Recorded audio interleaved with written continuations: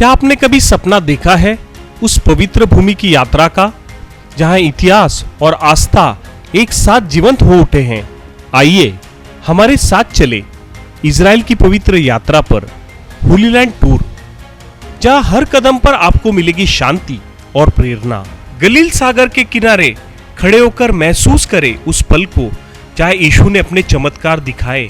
कफरनहूम में, जिसे यीशु को अपना शहर कहा जाता है, उनकी शिक्षाओं को जीवंत अनुभव करें।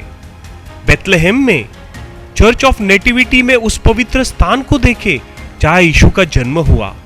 शेफर्ड्स फील्ड में उन चरवाहों की कहानी को महसूस करें जिन्हें स्वर्गदूतों ने यीशु के जन्म की खबर दी। यरूशलेम के पवित्र गलियों में वाया दोलोरोसा पर चले जहां यीशु ने क्रूस का बोझ उठाया। गार्डन टोम में शांति और चिंतन के क्षणों का अनुभव करें। माउंट ऑफ ऑलिव से यरूशलेम के स्वर्णीय दृश्यों को देखें जहां यीशु स्वर्ग गए। इजराइल सिर्फ आध्यात्मिक नहीं बल्कि जीवंत संस्कृति का गढ़ है। स्थानीय व्यंजनों का स्वाद ले और मृत सागर में तैरने का अनोखा अनुभव करें। हमारे विशेष होली लैंड टूर पैकेज में शामिल है लग्जरी होटल, स्वादिष्ट भोजन और अनुभवी हिंदी भाषी गाइड हर कदम पर आपके साथ है, ताकि आपकी यात्रा आरामदायक और यादगार हो। तो देर किस बात की, आज ही बुक करें अपनी होली लैंड यात्रा को और चले एक ऐसी तीर्थ यात्रा पर जो आपके दिल और आत्मा को हमेशा के लिए बदल देगी। नीचे दिए गए नंबर पर संपर्क करें। बात पाप पूर्ण है और भय उत्पन्न करती है। चिंता करना पाप है और चिंता हमेशा डर को लेके आता है। जैसे ही चिंता मन में उत्पन्न होती है, डर का आत्मा हमारे अंदर आ जाता है और फिर उस डर के साथ हम डर डर के जीने लगते हैं। दूसरे बात, चिंता करना एक बीमारी है और ये जो चिंता करने वाली जो बीमारी है, जैसे मैंने कहा कि और बहुत सारे बीमारियों को अपने पास बुला कर लेके आती है। ये एक मानसिक रोग है, चिंता करना, ओवर थिंकिंग जिसको कहते हैं। और फिर चिंता करने से हम बहुत सारी शारीरिक बीमारियों को भी न्योता देते हैं।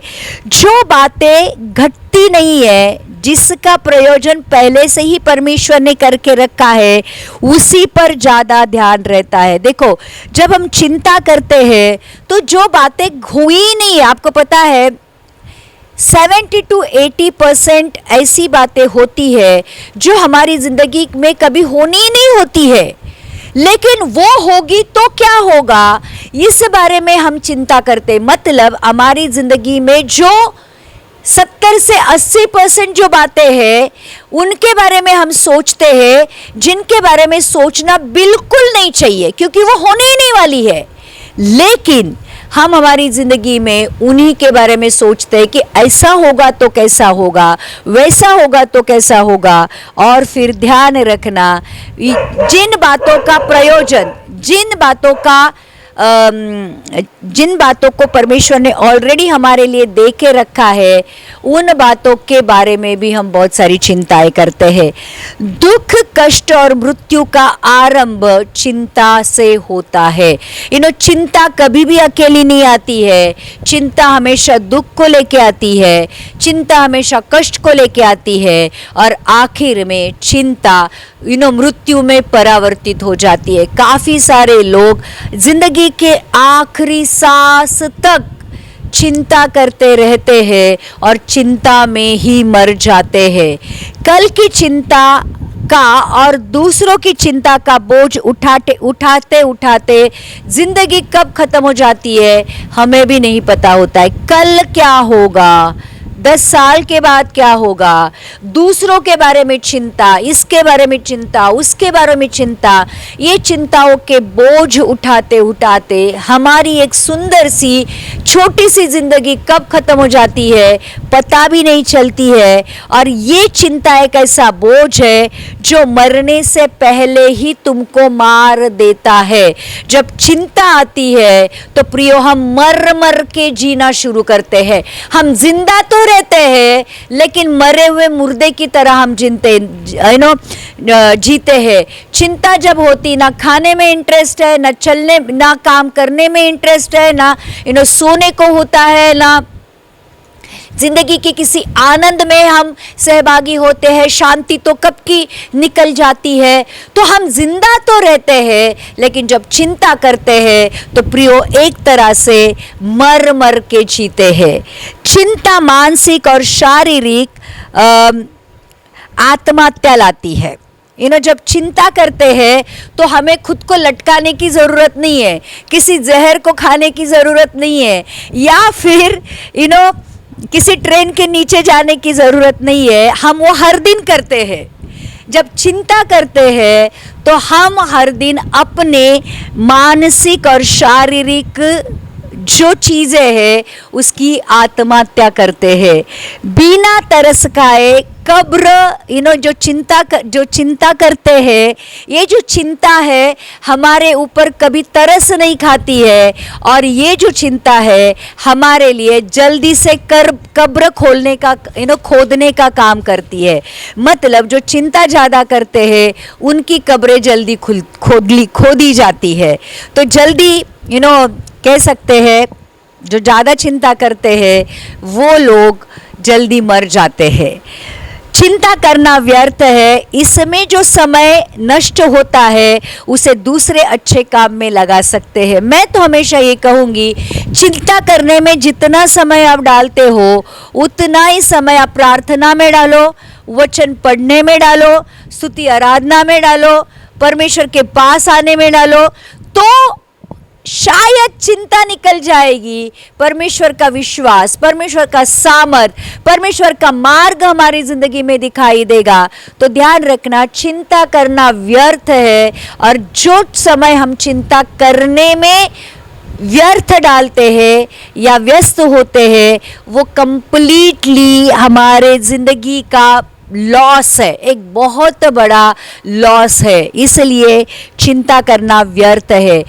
चिंता स्वर्गीय पिता से जो कभी धोखा नहीं देता, विश्वास, भरोसा और मेल मिलाप रखना नष्ट करती है। जो इंसान बहुत ज़्यादा चिंता करता है वो अपने स्वर्गीय पिता जो कभी धोखा नहीं देता, जो कभी छोड़ता नहीं है, जो कभी त्यागता नहीं है, ऐसे परमेश्वर के ऊपर का जो विश्वास है, जो भरोसा है, जो मेल मिलाप है, उसको नष्ट करती है। क्योंकि चिंता करने वाला व्यक्ति परमेश्वर के ऊपर कभी भी विश्वास कर नहीं सकता है।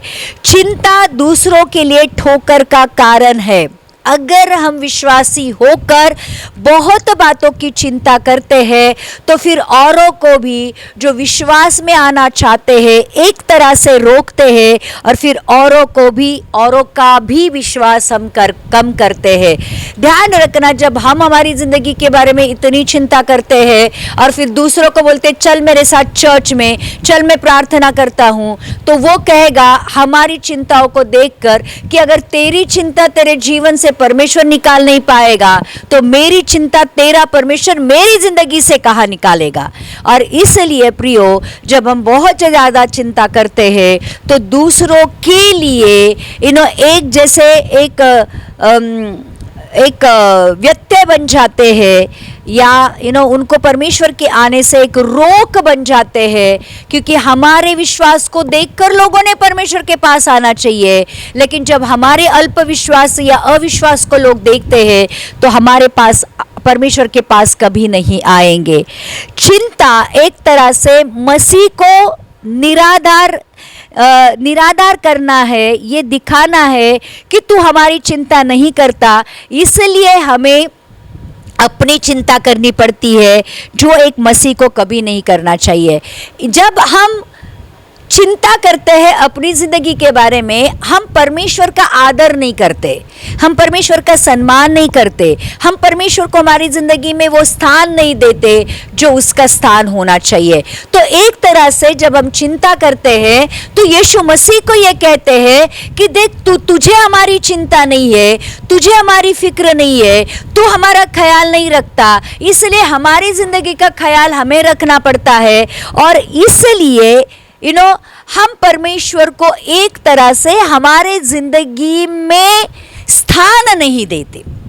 ध्यान रखना, अगर यीशु मसीह का हमारी जिंदगी में राजाओं का राजा, प्रभुओं का प्रभु हमारी जिंदगी में सच में स्थान है, तो फिर हम किसी भी बात की चिंता नहीं करेंगे। चिंता विश्वास करने के बदले उन विचारों से व्याकुल होना है जिसका कोई महत्व नहीं, ना आज के लिए ना कल के लिए।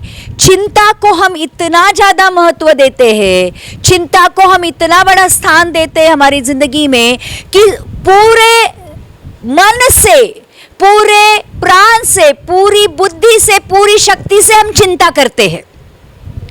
देखो, चिंता जब आती है, उठते बैठते, खाते पीते, सोते जागते हम चिंता ही करते हैं। जबकि अगर चिंता को हम परमेश्वर वाला स्थान देंगे, क्योंकि परमेश्वर ने ये कहा है तू अपने प्रभु परमेश्वर से पूरे मन, पूरे प्राण, पूरी बुद्धि, पूरी शक्ति से प्रेम कर, और अगर वही हम पूरे प्राण, पूरे बुद्धि, पूरी शक्ति मन से चिंता करते हैं, तो एक तरह से हम चिंता को वो स्थान देते हैं जो परमेश्वर का होना चाहिए। तो प्रियो, ध्यान रखना कि विश्वास करने के बदले हम उन विचारों से व्याकुल हो जाते हैं जिसका कोई महत्व ही नहीं है, ना आज के लिए है और ना ही कल के लिए है। चिंता उन कष्टों की आशा करता है जो परमेश्वर भरोसा करने रखने वालों पर शायद ही आए। चिंता मतलब जो चीजें नहीं होने वाली है, जो बुरी चीजें नहीं होने वाली है, उनको इनविटेशन देना है कि आ जाओ मेरी जिंदगी में, और अगर हम परमेश्वर के ऊपर भरोसा करेंगे तो शायद वो बुरी बला हमारे ऊपर नहीं आएगी। देखो, अय्यूब कहता है, जिन बातों के विषय में मैं चिंता करता था वही मुझ पर आ पड़ी, या फिर जिन बातों का मैं भय खाता था वही मेरी जिंदगी में आ गई। मतलब वचन ये कहता है, देखो, अगर हम अय्यूब की किताब का 5वां अध्याय का, एक मिनट, अय्यूब 3:25 में लिखा है, क्योंकि जिस डरावनी बात से मैं डरता हूँ वही मुझ पर आ पड़ती है, और जिस बात से मैं भय खाता हूँ वह मुझ पर आ जाती है। मतलब चिंता करने से जो चीज़ें नहीं होने वाली है, हम उसके बारे में सोचते हैं, उसको कबूल करते हैं, और कबूल करने के द्वारा वो जिंदगी में हम लेके आते हैं। अगर परमेश्वर के ऊपर भरोसा करेंगे तो हम पॉजिटिव बातों को कबूल करेंगे। जैसे अगर समझो बीमारी है, आई है, समझो कैंसर भी है, मृत्यु भी हो सकती है, लेकिन हम ये कहते बैठेंगे कि ये कैंसर मुझे लेके डूबेगा, ये कैंसर मुझे लेके मारेगा, ये कैंसर में ही मेरी मृत्यु होगी। तो अगर मृत्यु नहीं भी होनी है तो भी आपके बोलने के द्वारा आप मृत्यु को आपकी जिंदगी में लेके आओगे, लेकिन उस कैंसर को ये कहोगे कि यीशु मसीह के कोड़े खाने से तू चंगा हो चुका है, तुझे जाना पड़ेगा, क्योंकि तेरी वजह से यीशु मसीह ने उस क्रूस पर लहू बहाया है। तो इस विश्वास के द्वारा अगर मृत्यु होनी भी होती है तो भी हम उसको टाल सकते हैं। तो चिंता करने से जो बुरी चीजें नहीं जिंदगी में होनी चाहिए उसको हम न्योता देते हैं, लेकिन उस चिंता करने के बजाय अगर हम परमेश्वर के ऊपर विश्वास करते हैं तो बुरी चीजें अगर होनी भी होती है तो उस विश्वास के द्वारा निकल जाती है, और परमेश्वर के विश्वास के द्वारा हमारी जिंदगी में अच्छी चीजें होने लगती है। और इसलिए प्रियो, चिंता नहीं करना है। ये उनके प्रति सोचकर दुखित होना है जो यदि आ पड़े तो आशीष का माध्यम बन सकती है।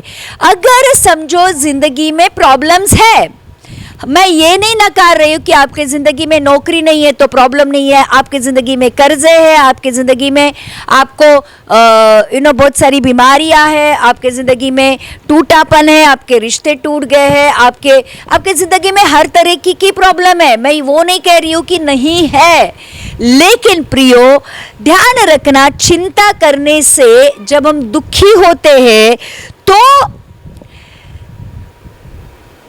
ये होता है कि अगर प्रॉब्लम है और चिंता कर रहे हैं तो हम प्रॉब्लम को बढ़ाते हैं, लेकिन अगर प्रॉब्लम है भी और परमेश्वर के ऊपर भरोसा करते हैं, जब परमेश्वर उसमें से मार्ग निकालता है तो फिर वो आशीष का कारण बनता है।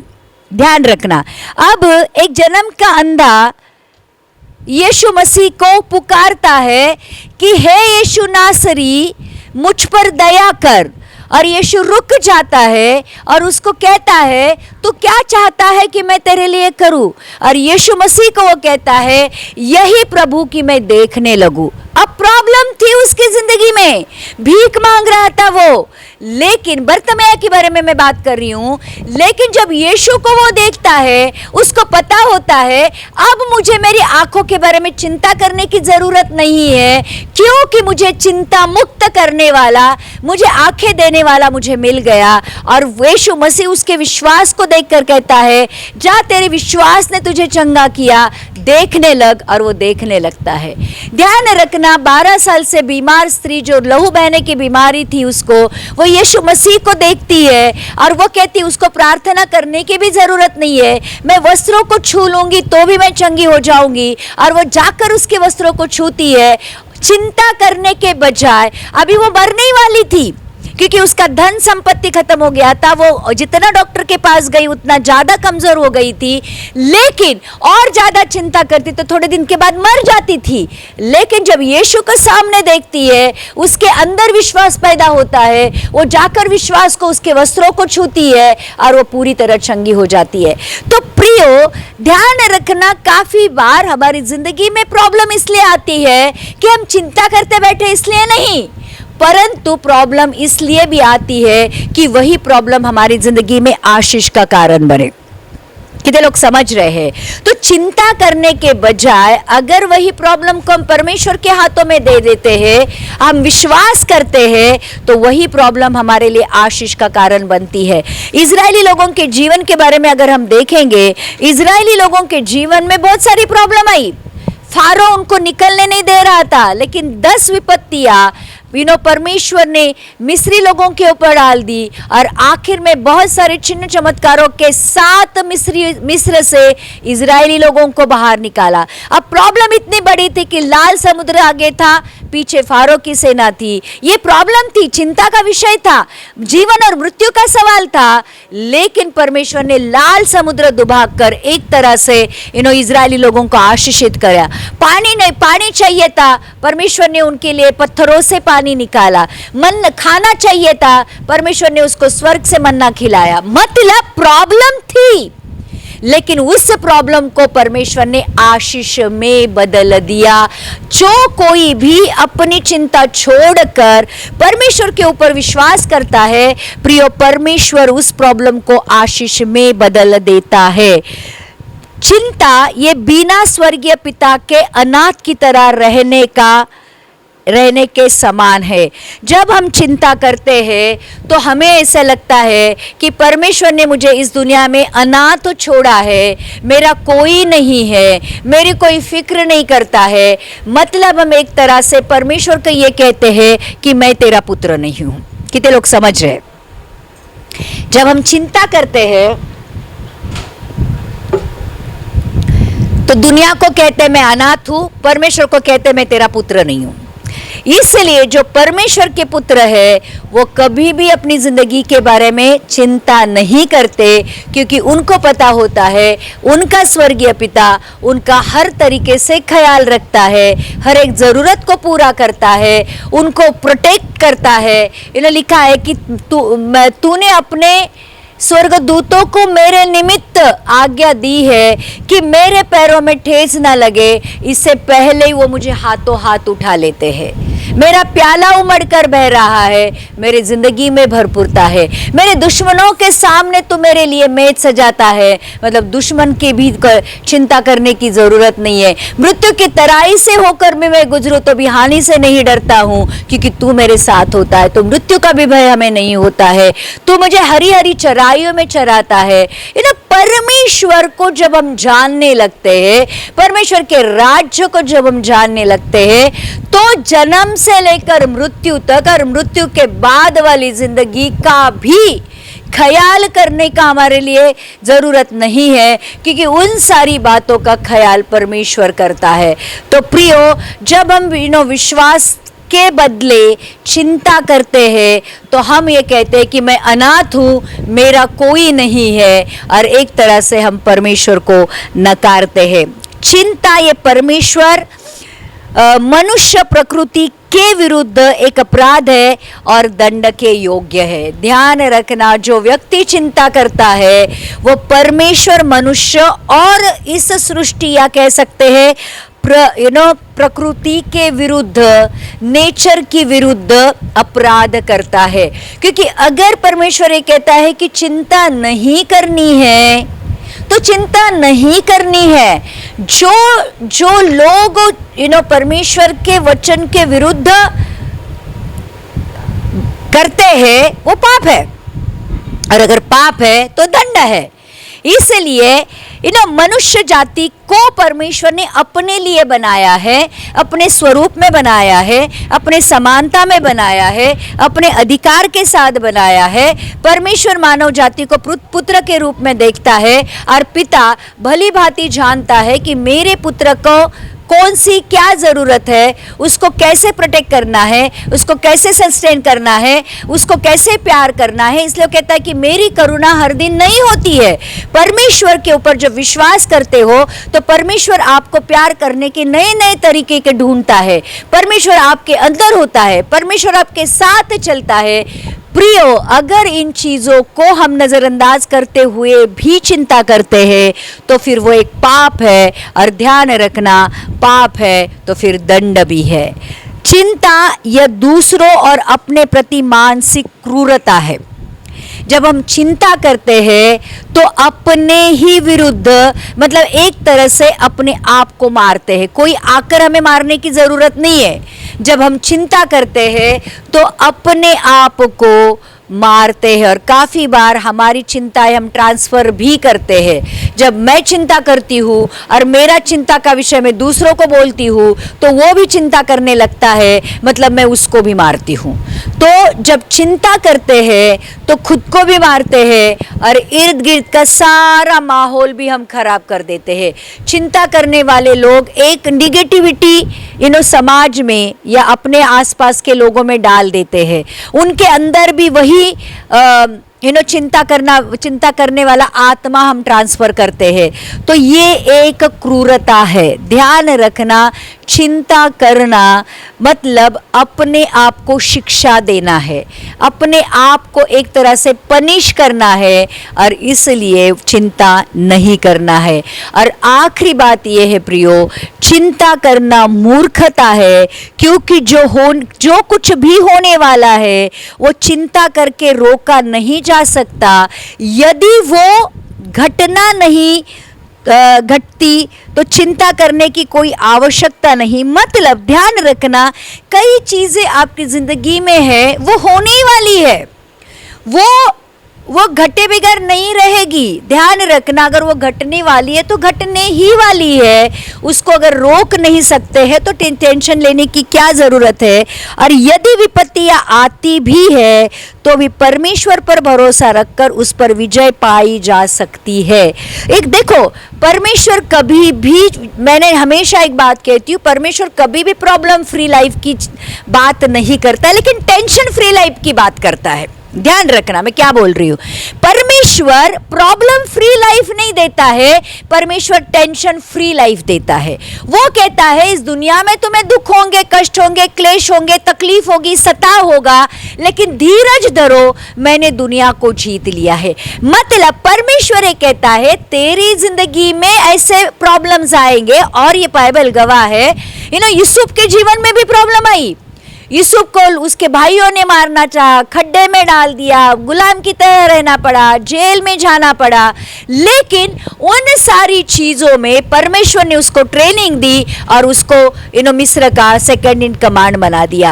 अब्राहम को कहा उठ अपने सेटल लाइफ से और उस देश में चला जा जहां पर मैं तुझे देने का वादा करता हूं, मैं तुझे राष्ट्रों का पिता बनाना चाहता हूं। अब कदम कदम कदम पर इस बंदे को तंबू डालने हैं, और जब परमेश्वर कहेगा कि यहां से उठ आगे जा, वापस ये छोड़कर आगे जाना है। जो बसी बसाई जिंदगी में रहता था, अपने बनाए हुए घरों में रहता था, वो अब्राहम परमेश्वर ने बोलने के खातिर आखिर तक तंबू में रहा। लेकिन उस अब्राहम का ये आशीष है कि वो राष्ट्र को पिता कहलाएगा। मतलब प्रियो कि विपत्तियां आती है, लेकिन उस विपत्तियां आपको एक आशीष का कारण बनती है, आपके लिए गवाही का कारण बनती है। तो फिर विपत्ति आएगी, अगर हमारी विपत्ति, हमारी तकलीफ, हमारी प्रॉब्लम में परमेश्वर हमारे लिए लड़ता है और हमारे लिए विजय हासिल करके देता है, तो फिर चिंता करने के बजाय जब हम उसके ऊपर विश्वास करते हैं तो परमेश्वर सच में हमारी जिंदगी में अद्भुत काम करता है। तो आज चिंता के विषय में हम लोगों ने इतनी सारी बातें की है। प्रियो, अगर आज सच में इस चिंता को अपनी जिंदगी से जड़ से उखाड़ कर फेंक दोगे तो अपनी जिंदगी में परमेश्वर के विश्वास के लिए जगह बनाओगे, क्योंकि चिंता और विश्वास ये दो चीजें कभी भी एक साथ नहीं रहेगी। चिंता है तो विश्वास नहीं, विश्वास है तो चिंता नहीं। तो आज किसको रखना है और किसको निकालना है, ये आपके ऊपर है। और मुझे ऐसे लगता है कि जब हम परमेश्वर के लिए बच्चे हैं, वचन ये कहता है धर्मी जन विश्वास से जिंदा रहेगा। विश्वास करने वालों के लिए कुछ भी असंभव नहीं है। विश्वास से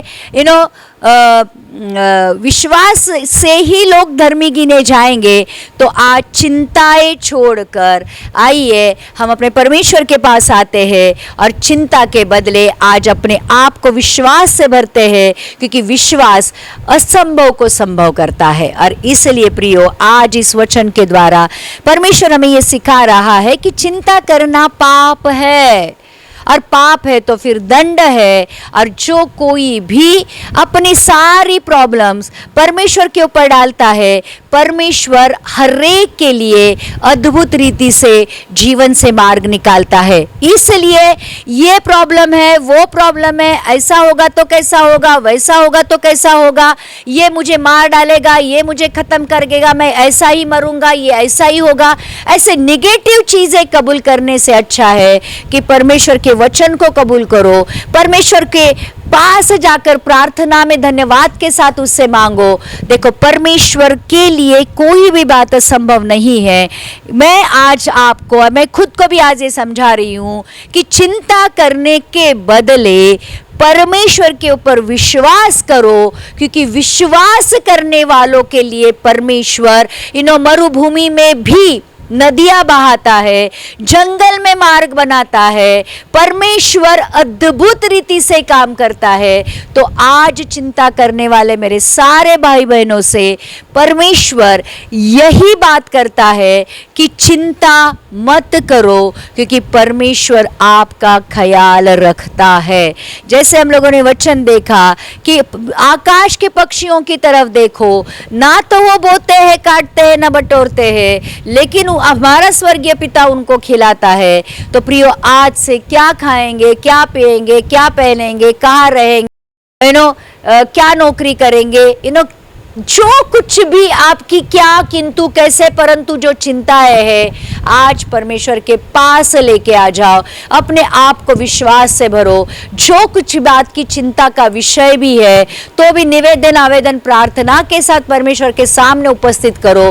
परमेश्वर की शांति आपके हृदय में आएगी और आपने सोचा भी नहीं होगा इतनी अद्भुत रीति से परमेश्वर आपके आगे जाकर आपके लिए मार्ग बनाएगा, क्योंकि परमेश्वर जो अंत से आदि जानता है, आपके जीवन के हर एक पल को वो जानता है, पहचानता है। आप आपकी प्रॉब्लम को जितना नहीं जानते, उतना गहराई से परमेश्वर आपकी प्रॉब्लम को जानता है और सॉल्यूशन सिर्फ उसी के पास है, आपके प्रश्नों के उत्तर सिर्फ उसी के पास है। तो क्यों ना आज पूरे मन से हमारे परमेश्वर के पास आते हैं और कहते हैं, प्रभु मैं सच में चिंताक्रांत हूँ, परमेश्वर सच में मुझे टेंशन है, परमेश्वर मैं सच में स्ट्रेस्ड आउट हूँ, परमेश्वर सच में मुझे डिप्रेशन है, परमेश्वर सच में इस प्रॉब्लम से मैं खुद बाहर नहीं आ सकता हूँ, परमेश्वर आज मुझे तेरी जरूरत है। और जब पूरे मन से प्राण से उसको पुकारते हो, पूरे दिल से उसको उसकी दुहाई देते हो, वो परमेश्वर जो प्यार का परमेश्वर है आपके हर एक परिस्थिति में आता है। क्योंकि जब तक परिस्थितियां, आपके जीवन की सिचुएशंस, आपके जीवन के कर्जे, आपकी बीमारी, आपकी तकलीफ, आपकी चिंताएं, जब तक आप परमेश्वर के हाथों में नहीं देते हो तब तक परमेश्वर उसमें काम नहीं कर पाता है। और इसलिए आज जब परमेश्वर ने चिंता के विषय में इतनी गहराई के साथ बातें की है, तो प्रियो आज जो कुछ भी चिंताएं है परमेश्वर के हाथों में सौंप दो। आपकी जो भी प्रॉब्लम है आज परमेश्वर के हाथों में सौंप दो। विश्वास करो कि वो आपसे प्यार करता है और आपकी प्यार की खातिर वो असंभव को संभव कर सकता है। आपको आपके प्रॉब्लम से इतना इजीली, इतना अद्भुत रीति से, गवाही के साथ, सामर्थ के साथ वो बाहर निकालेगा कि आप खुद आश्चर्यचकित हो जाओगे, ऐसा भी हो सकता है, मैंने कभी सोचा नहीं था। और आपके जीवन की प्रॉब्लम लोगों के सामने गवाही की तरह आएगी और लोग भी जान जाएंगे कि सच में इसे परमेश्वर कर सकता है। तो प्रियो आज अपने सारे चिंताएं, अपने सारे बोझ, आज आपकी सारी टेंशन उस परमेश्वर के ऊपर डाल दो, उसके जुए में जुड़ जाओ, क्योंकि उसका जुआ हल्का और सहज है। क्योंकि आपका परमेश्वर सामर्थी परमेश्वर है। आपके हर एक प्रॉब्लम को वो इजीली आपको उसमें से बाहर निकालेगा। आज इसी विश्वास के साथ अपने परमेश्वर के पास आओ। आइए अपनी आंखों को बंद करते हैं, धन्यवाद करते हैं, धन्यवाद करते परमेश्वर आज तेरे इस वचन के लिए। सच में प्रभु आज से हम आपसे वादा करते हैं, हम आपके ऊपर विश्वास करेंगे, आपके हर एक वचन के ऊपर विश्वास करते हैं। प्रभु आज आपके सामर्थ के ऊपर, आपके ज्ञान के ऊपर, आपकी प्रभुता के ऊपर, आपके अधिकार के ऊपर, आपके प्यार के ऊपर, आपके क्षमा के ऊपर, प्रभु यीशु आपके उद्धार के ऊपर हम विश्वास करते हैं। आज हमारी सारे निवेदन आवेदन, हमारी सारी प्रार्थनाएं हम धन्यवाद के साथ परमेश्वर आपके पास लेके आते हैं। और प्रभु हमें पता है, हमें विश्वास है प्रभु तू हमारे आगे चलेगा, हमारे मार्गों को तू सीधा करेगा, हमारे हर एक प्रॉब्लम में तू एक सीधा मार्ग निकालेगा। प्रभु हम सोच भी नहीं पाएंगे इस तरीके से परमेश्वर तू हमें बाहर निकालेगा। हमें विश्वास है प्रभु, और इस विश्वास को हम कबूल करते हैं, इस विश्वास को सब कबूल करते हैं, क्योंकि हमारे पास एक ऐसा परमेश्वर है जो असंभव को संभव करता है, जिसके लिए कोई भी बात कठिन नहीं है, वो कहता है। और प्रभु ऐसा परमेश्वर जो जगत का निर्माण करता हमारा पिता है, जो हमसे बेहद प्यार करता है, हम उसकी संतान है, हम उसके पुत्र है, और अपने पुत्र के प्यार की खातिर हमारा परमेश्वर कुछ भी कर सकता है। प्रभु यीशु आज हम इसी विश्वास से हमारे सारी चीजें, हमारे जीवन को, हमारे दिल को दुखाने वाली चीजें, हमारे दिल को तोड़ने वाली चीजें, आज हमारी जिंदगी में जो कठिनाइयां है, जिसके पास हमारे जीवन में ऐसे प्रश्न है जिसके कोई उत्तर हमारे पास नहीं है, परमेश्वर आज उन सारी चीजों को हम आपके हाथों में सौंप देते हैं। और हमें विश्वास है बहुत जल्द परमेश्वर हर एक प्रॉब्लम से तू हमें बाहर निकालेगा। आज हम सिर्फ विश्वास को कबूल करते हैं, हाँ मेरा परमेश्वर कर सकता है, हाँ मेरा परमेश्वर कर सकता है, हाँ मेरा परमेश्वर कर सकता है। और हमें विश्वास है प्रभु हाँ एक दिन ऐसा आएगा कि परमेश्वर जैसे तूने कहा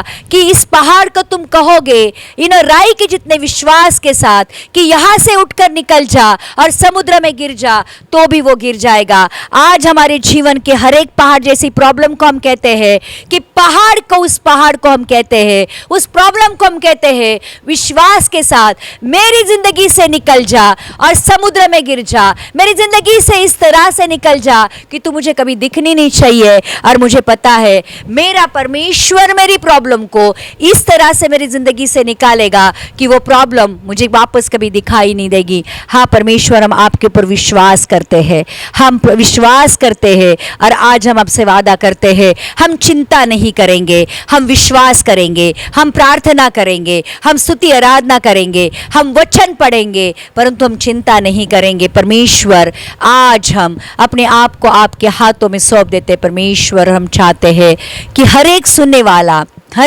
वाले ने आज ये वादा किया है परमेश्वर के परमेश्वर से कि मैं चिंता नहीं करूँगा, मैं विश्वास करूँगा, मैं चिंता नहीं करूँगा परंतु मैं विश्वास करूँगा। यस फादर, ओ धन्यवाद करते हैं परमेश्वर, धन्यवाद करते हैं, धन्यवाद करते हैं, धन्यवाद करते परमेश्वर।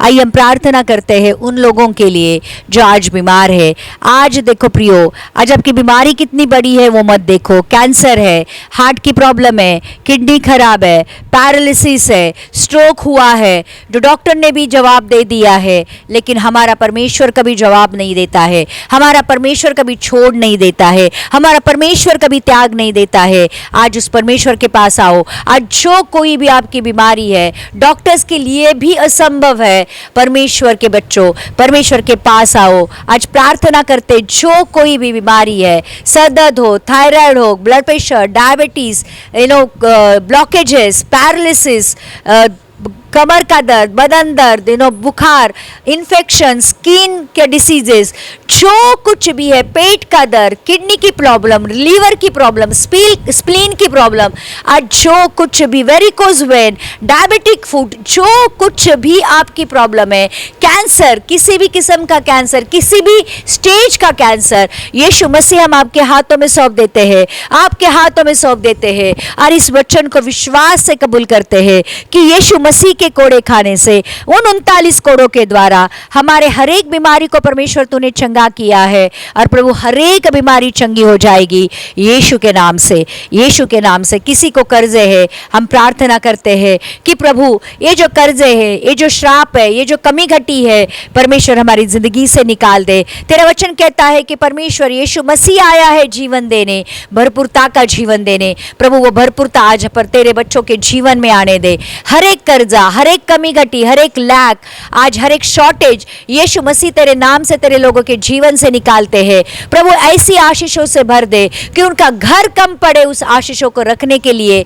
यस परमेश्वर, क्योंकि तू आशीषों का खुदा है, तो आशीषों का परमेश्वर है। परमेश्वर तूने हमें फलने फूलने और पूरे पृथ्वी पर भरने का आशीष किया है, भरपूरता की आशीष दी है और हम विश्वास करते कि प्रभु हर एक जो सुनने वाला है उसके जीवन में तूने भरपूरता लेके आए है। परमेश्वर आज जिनकी शादियां नहीं हो पा रही है, आज उन बच्चों को हम आपके हाथों में सौंप देते हैं। परमेश्वर उनकी शादी होने के लिए परमेश्वर तू मार्ग बना, योग्य साथी मिलने के लिए प्रभु तू मदद और सहायता कर। जो भी रुकावटें हैं शादी में उनको निकाल दे परमेश्वर। परमेश्वर के भय मानने वाले प्रभु साथी उनको मिले, ऐसे होने दे परमेश्वर।